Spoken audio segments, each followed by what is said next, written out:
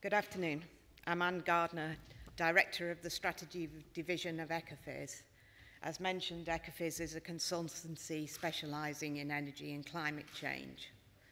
And I'm pleased to be here this afternoon presenting the results of this study commissioned by the Free Initiative. We heard the background to this study in the presentations previously, and I'm sure we can all agree in this audience that a secure supply of clean and affordable energy is important for everyone. And yet we know in rural regions that there is less developed gas and electricity networks, which leads to different choices of fuel. And the Free Initiative has asked how rural policies should include energy.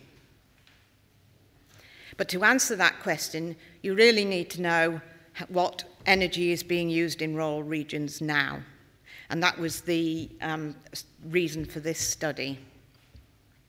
So at the end of the next 15 minutes, you'll understand a lot better what energy is being used in rural regions and what potential benefits you can gain from including policy on rural areas.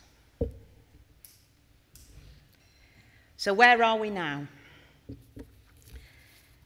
The first step is to actually understand what fuels are being used, because fuels are important because of the environmental consequences and the economic ones.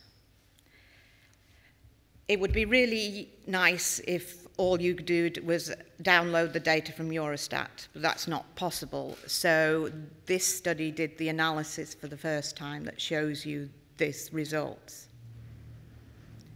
We concentrated on 5 of the larger member states: France, Germany, Italy, Poland, and the UK. And by choosing those 5, we covered 61% of the population and of final energy consumption, and 62% of the CO2 emissions. We choose final energy consumption, and by that I mean, for the non-technical people in the audience, the electricity used, for example, at the final to fire up your television, rather than the energy that goes into the power plants. And that's obviously much more related to location of use. We also concentrated on 3 sectors: household, services, and agriculture. If you look at transport, there's virtually no difference between the fuels used in rural and urban areas. A car uses petrol, whether it's going around country lanes or snarled in traffic in Brussels. In industry, the type of fuel relates much more to the type of industry than the location of the industry. I'm not going to talk about the methodology in any great detail, but to make a quite complicated process simple, we use 2 sources of data, one of which is regional energy use, and the second of which it breaks down regions into different area types. So in terms of predominantly rural, predominantly urban, and intermediate, which is obviously a mixture of the 2. And that second data source also gives you a split of population and economic activity in each of those areas. So by combining those 2 types of information, you can actually come to split the regional energy use into urban and rural areas, and then by combining all the rural areas, you can get a picture for the country as a whole. As a check on our conclusions and also to explain some of the trends, we talked to energy experts in each of the countries. And I'd like to thank them for the contribution to the report, which you'll recognise in the quotations used in this presentation and in the report. So if you take one thing out of the presentation this afternoon, it's the general conclusions that apply across all the countries. So at the risk of peaking too early, I'm actually going to talk about those 3 general conclusions first, and then, depending on the time, go through some individual country conclusions.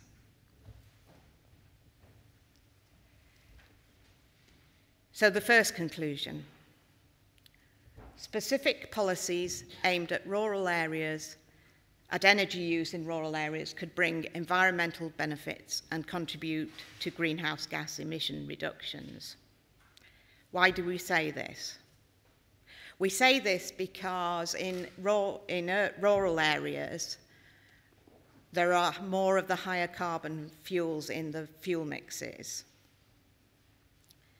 So, for example, if you look at the heating oil and coal used in buildings in rural areas, then the emissions from that amount to 35 million tonnes of CO2.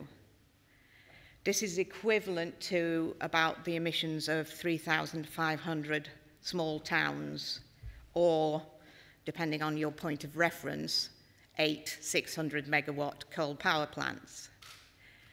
If you replaced that coal and oil by renewables, obviously you could save all those emissions.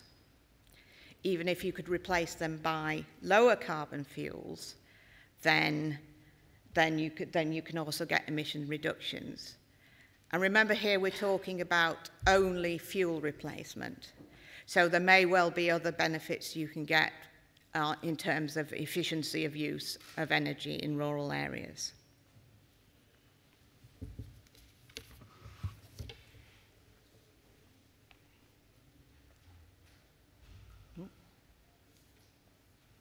Sorry, it's not moving.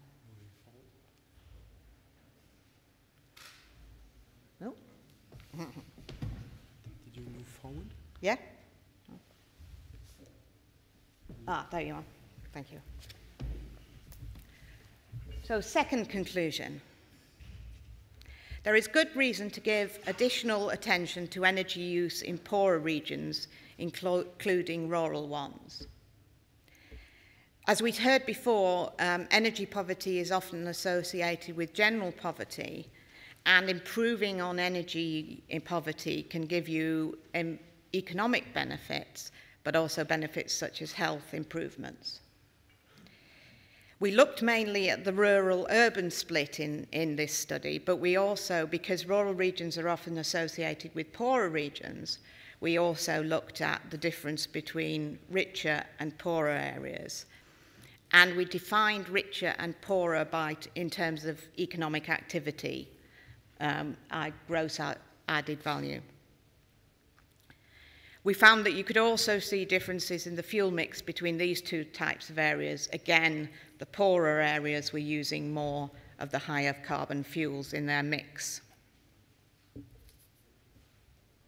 So giving better access to competitive energy sources in rural areas can not only bring an economic benefit, but it can also potentially bring an environmental one by reducing emissions.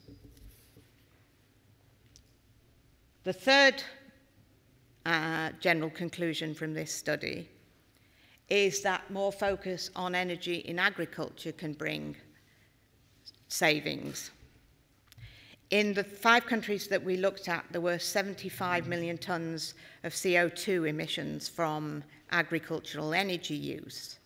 That's electricity use in things like milking parlours, but more so oil use in things like tractors and electricity generation on the farm. In principle, again, these emissions could be avoided altogether by the use of renewable fuels. But obviously, because we're talking in the agricultural area about a different type of energy use than in many of the other economic sectors, you would probably need a different mix of policies. The conclusions I just presented, that is, that there are benefits from addressing rural energy use. There are benefits from looking at poorer regions in terms of the fuel use, and that there is a the potential benefits in emission reductions from agriculture apply generally across the 5 countries. But as you can imagine, there's actually country-specific circumstances as well, and I think I've got time just to go through them briefly.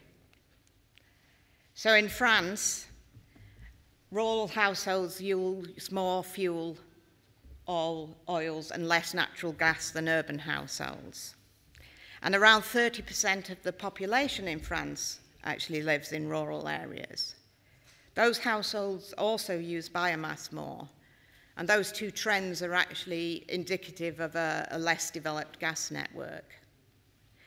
And despite the use of biomass, there is relatively higher emissions per person in urban areas than in rural areas than in urban areas. If you look at total emissions from heating oil and coal in the household and service sector in rural areas in France, you have emissions of about 10 million tonnes CO2. So again, you have savings of approximately 1,000 small towns. But even if you can't save by replacing all that by renewable, by using, for example, LPG, you could save 150 small towns worth of emissions. In Germany, the differences between rural and urban areas are slightly less than in France. There's still a tendency to use slightly more of the heating oils in the rural areas than the urban areas.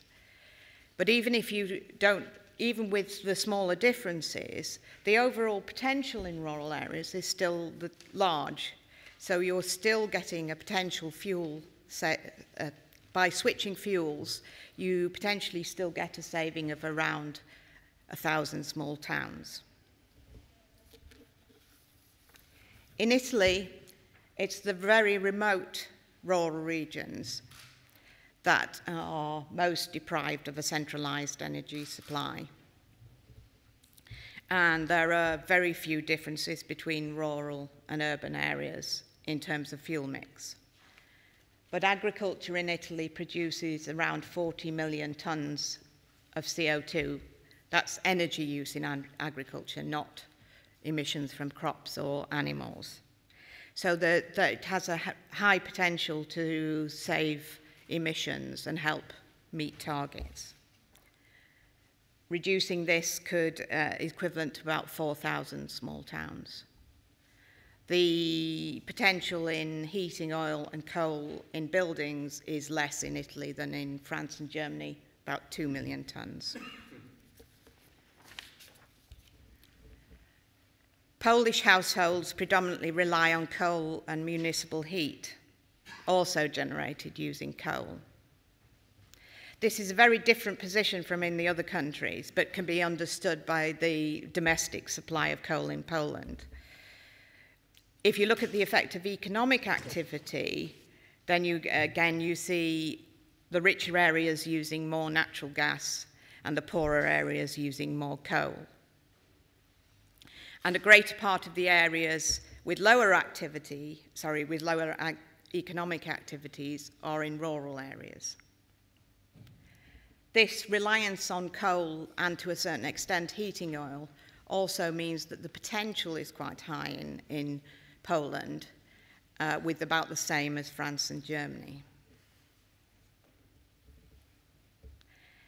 And households in rural areas in the UK tend to use more carbon-intensive fuels than in urban areas.